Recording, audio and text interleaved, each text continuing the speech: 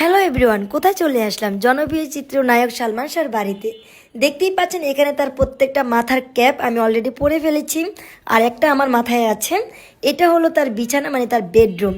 আর এখানে সে সব সময় ড্রেসিং আয়নার সামনে সে পারফিউম ব্যবহার করতো, মানে বডি স্প্রে। আজকে তার যে পুরানো স্মৃতিগুলো সব আমি আপনাদের সাথে শেয়ার করব। বাড়িতে মামা আছেন আর আন্টি আছেন, আমি দেখা করতে আসলাম, তাই ভাবলাম আপনাদের সাথে আমার ভিডিওটা শেয়ার করা হোক। আজকের নায়ক সালমান শাহর পুরানো দিনের স্মৃতিগুলো স্মরণ করিয়ে দেব। এখানে সব 5 টাকা দামের কয়েন জমিয়ে রেখেছে, আর এখানে তার সবগুলো ফটো। তো আপনারা কারা কারা তার মুভি দেখেন?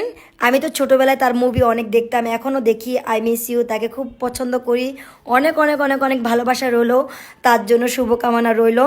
আন্টির সাথে দেখা করলাম, মামার সাথে দেখা করলাম।